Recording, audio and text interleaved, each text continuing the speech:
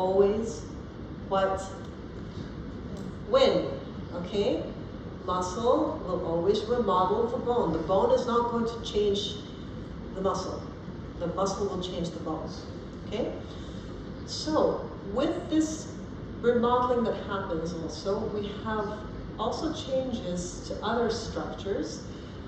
There's going to be a change in the airway. Why is there a change in the airway? Because there are muscles attached to the mandible. We've got the tongue, and we've got all the muscles of the floor of the mouth and the hyoid all attaching to one another. So if the mandible rotates backwards, we have all these tissues moving backwards and downwards into the oral pharynx, narrowing that oral pharynx. So we have an airway problem, okay? And if this happens earlier in life, this problem becomes even more severe, okay? Because now this patient is going to grow into this pattern. It's going to grow into this inability to breathe properly. And you know, when we can't breathe, our body is going to try to adapt somehow to help us to breathe, okay? We have protective mechanisms to enable us to breathe, okay? One of these protective mechanisms is to open our mouth. The other one is to move our head forward. So everybody try this with me. Okay, I'm going to give Dr. Tong a chance to translate. Everybody try this. Okay, sit properly. Sit, sit, sit. This. Sit tall, right? Inhale and exhale through your nose. Just notice how your breath feels. Okay. Now I'd like you to move your head forward like this. Keep your eyes level to the horizon and breathe. And notice how your breath feels in your throat. And now bring your head back. Keep your eyes level to the horizon. And feel how the breath feels in your throat. More constricted, right? Okay. One of our protective mechanisms is to increase the airway dimensions by moving our head forward. So a child growing into this pattern of inability to breathe because their throat is constricted because of their tongue being in the airway is going to slowly adapt by moving their head forward, okay? And that's going to change many things in their body because it's not just their head that moves forward, there is a change in everything to adapt for the change in the center of gravity. Your head weighs about 5 kilos. Okay? Normally we hold our center of gravity in a good way. If gradually your head moves forward, the rest of your body is going to change. There's going to be an imbalance in your muscles, and it's going to look something like this. So with the forward head posture, there is an increase in thoracic lordosis, an increase in lumbar lordosis, okay? And then a muscle weakness and tightening, okay, throughout the body. The back of your neck is going to be tight, the front of your neck is going to be weak, the front of your chest is going to be tight, the upper back is going to be weak, your lower back is going to be tight, your core is going to be weak, your hip flexors are going to be tight, your gluteus maximus is going to be weak, and all the way down into your feet, okay? So one little thing in your body going wrong will set off a cascade of events to the rest of the body. You will adapt. Just think about the last time you had something wrong with your foot, like maybe an ingrown toenail or something got into the bottom of your foot, and how you just had to adapt so that you don't hurt yourself every time you walk. Or maybe when you had a knee injury, how your body just changed and adapted in order to keep you from hurting yourself. And that's going to change the muscles everywhere in your body, not just in that one little place. And it's the same with the TMJ, okay? So, now, and that is because we have connective tissue communicating our entire body with one another, okay? It's called fascia, okay? This connective tissue is a very fine but very strong network of soft tissue that binds the entire body with one another. It's underneath your skin, it's between your muscles, and this is not just haphazard, it's arranged in a way that is functional. So just like in the TMJ, the collagen fibers are arranged in a way that suits the function, throughout your entire body, the fascia is arranged in a way to suit the function that you're performing. So if you're going to throw a ball, you're not just going to throw a ball like this, okay? You're going to actually, there's a whole bunch of things that you're going to do, and your body has a method, okay? Your patterns of motion are going to eventually rearrange your collagen fibers in a way to suit that.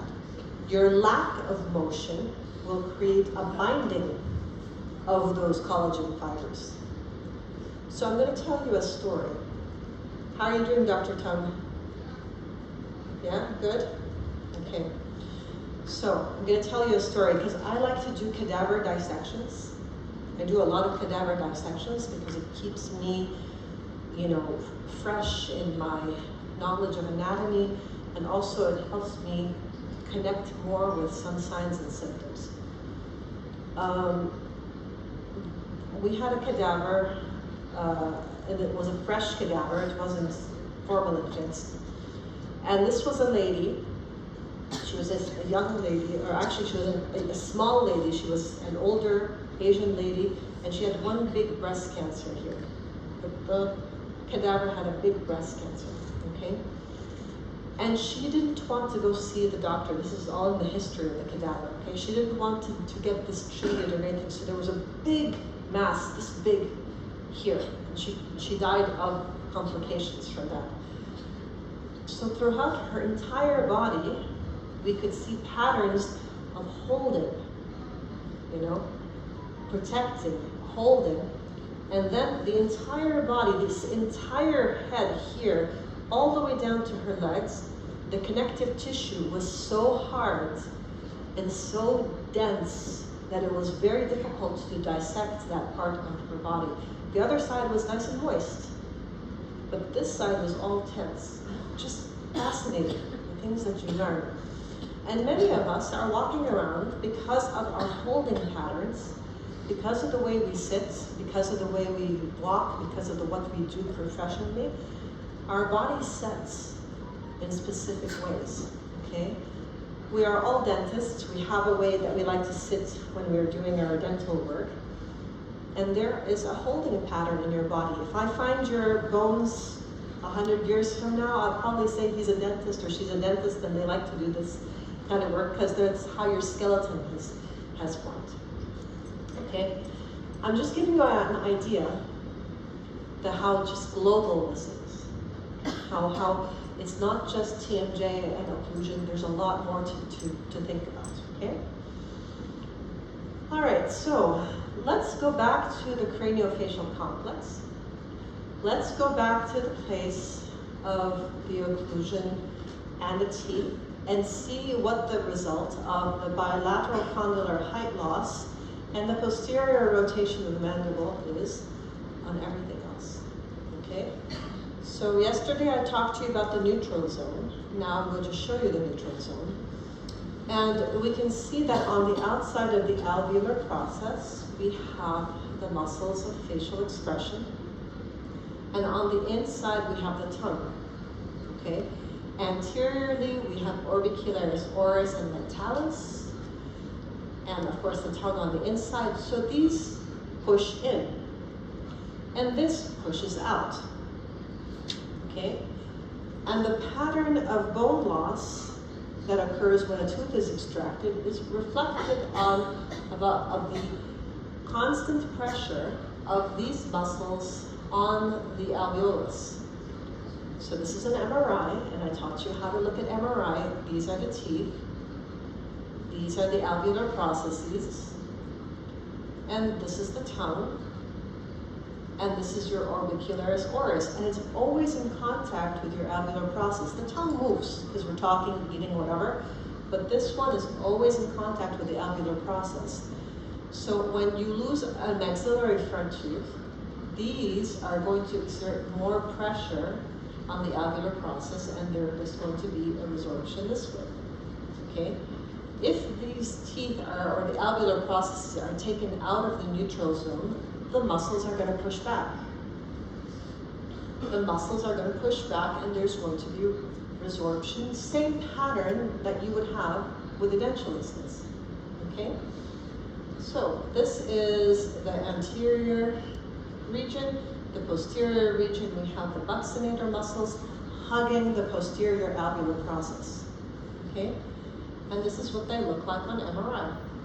This is the buccinator right here, and we have the tongue on the inside. And as long as the tongue is there and able to go to the top of the mouth, this tongue exerts pressure outwards. It pushes the alveolus outwards. So we have buccinator pushing in, tongue pushing out. Harmony, neutral zone, okay? So if we have the tongue displaced inferiorly because of a posterior rotation of the mandible, this tongue is going to move away, and then the buccinator is going to continue pushing. Okay, it's going to continue pushing inwards. So now the transverse dimension of the arches becomes narrower. The whole bone remodels. Remember, all this is maxilla. All this is maxilla. The whole bone remodels, not just the alveolar process. There is communication between every element in your body, okay? Your bone is connective tissue. The majority of our bone is collagen, by the way, okay? And there is a mechanotransduction of whatever forces that are exerted on these bones throughout the entire maxilla and into the skull as well. Anyway, when developmentally, when this tongue is inferiorly positioned and the buccinator is pushing in, there are going to be changes not only to the maxilla, but also to the nasal cavity. And the nasal cavity is going to become narrower. And you have a patient who has a long face with a narrow nose, and that patient is most likely not going to be a nasal breather because their nose is constricted. Okay? So this right here is a representation of your TMJ when you're about 2 weeks old in utero, 2 to 3 weeks, okay? There is a condensation of tissue, condensation of cells that forms the condyle and the fossa, okay? This is not formed by Meckel's cartilage, but like the rest of the mandible. This is cells that are by themselves, okay? And this now develops into 2 separate components, the glenoid fossa and the condyle. Now here is the developing ramus of the mandible coming from Meckel's cartilage. And as these 2 elements are developing, we have now a condensation of cells, development of cells, which are eventually going to be the disc, okay? At about 8 weeks in utero, 8 weeks in utero, when you're still in your mother's belly, your inferior joint compartment forms. That inferior joint compartment enables the condyle to rotate and the mouth to open for the first time. You open your mouth for the first time to start to bring in the amniotic fluid through your digestive system. At the same time, your oral cavity is starting to form, and it's going to communicate with the endoderm, the gut, okay? And you open your mouth for the first time, and the tongue descends. Okay, so I'm going to show you what that looks like in just a moment, but here's the continuation of it, then your superior joint compartment, and then their lateral pterygoid and all this. So now at this 8 weeks, when you rotate, when you open your mouth for the first time, your tongue, which is actually developing up in your nasal cavity, is going to drop. And your palate is going to close. and fuse, and the nasal septum will descend, and then you're gonna have 2 separate nasal cavities, okay? So now, throughout your time in utero, and throughout your childhood, you need to keep your tongue up to the roof of your mouth in order to keep the transverse dimension of your arches, okay? This needs to be up here. Some children cannot lift their tongue up because they have a tongue tie. Some children cannot lift their tongue up because they have micrognathia, okay?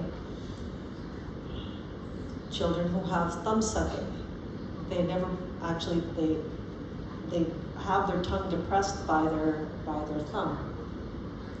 So the transverse dimension of the arches don't form.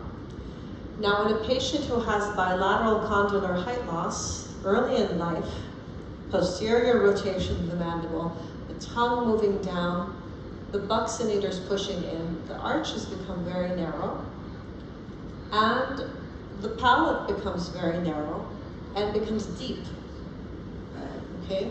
The arch can look like a V, and this area is like a V, okay?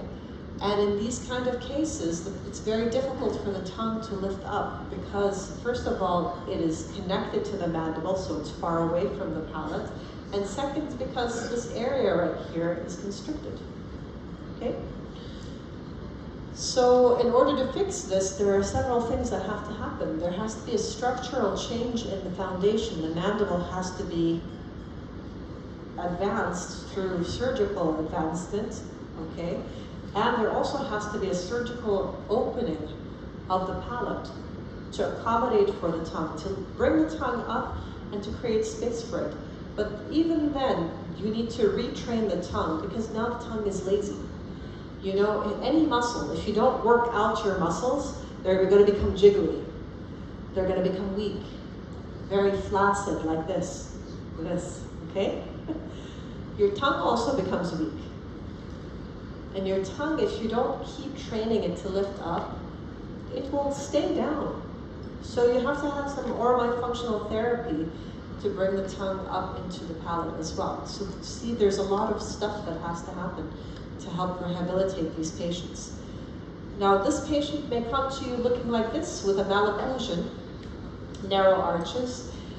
And if you're just thinking, I need to fix this malocclusion and bring these teeth together, you might be thinking, let's take one premolar out from each quadrant and align the teeth.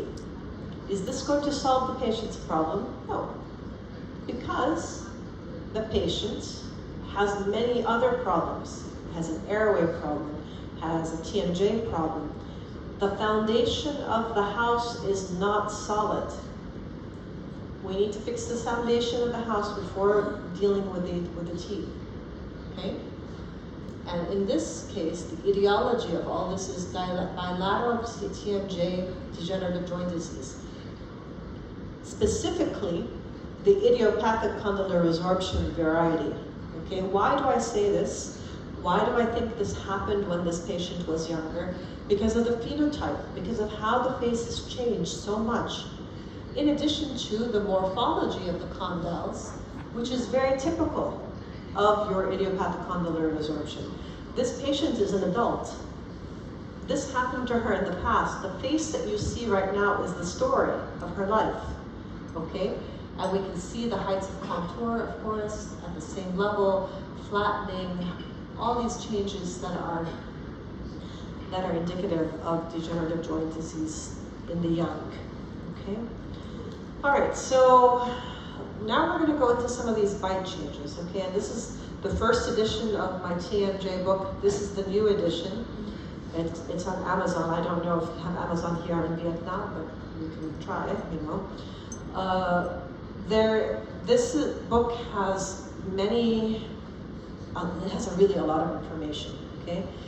I have some really amazing, the biggest thinkers in TMJ. I brought them to help me write this book, okay? It's not just me writing. And part of this is to try to help people understand the TMJ.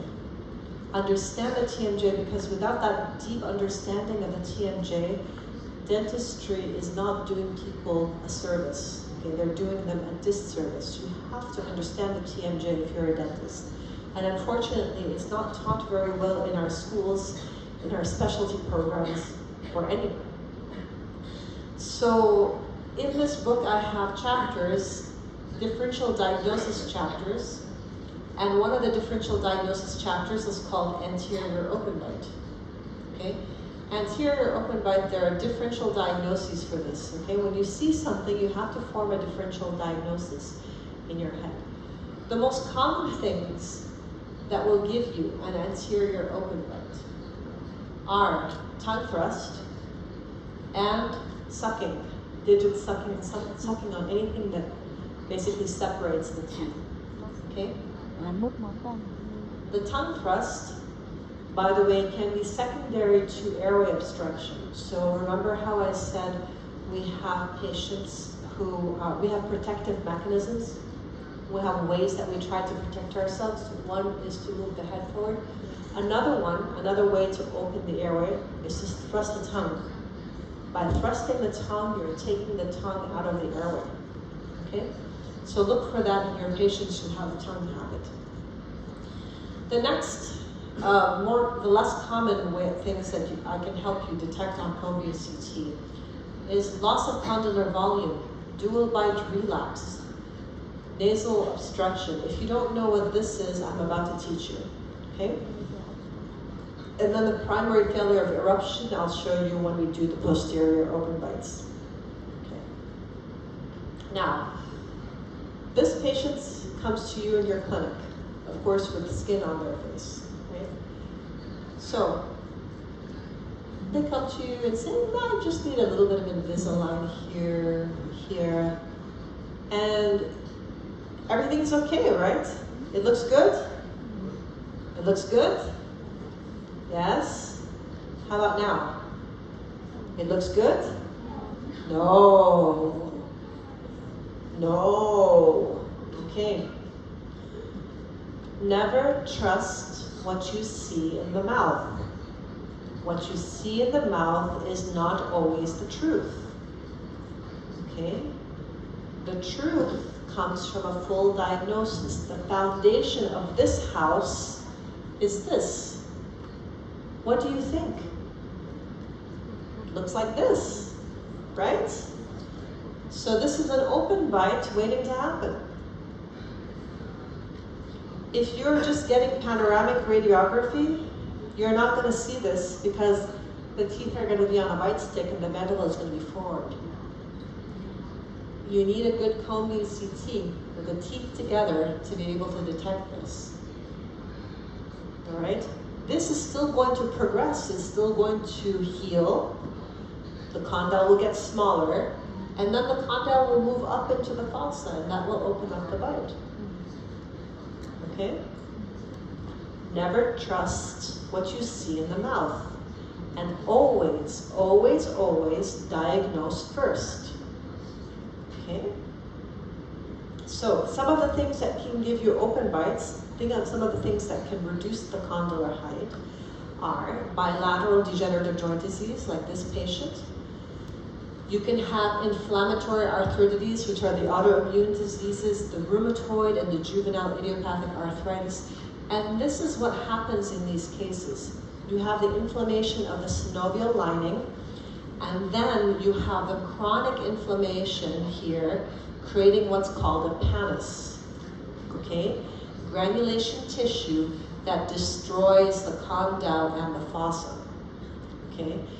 And the difference between the damage that's happening here and the damage that happens with degenerative joint disease is that the damage with degenerative joint disease is limited to the surfaces that are actually being hit.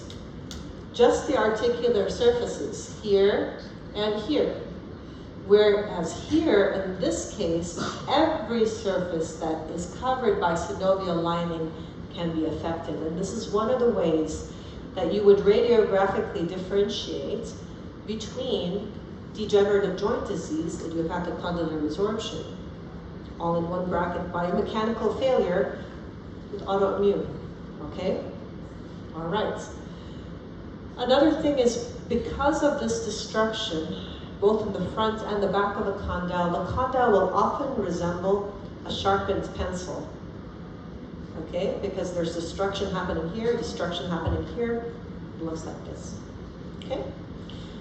The result of the reduction of condylar height is the same phenotype, same morphology clinically as the degenerative joint disease. Posterior rotation of the mandible, opening of the bite, narrowing of the airway, okay?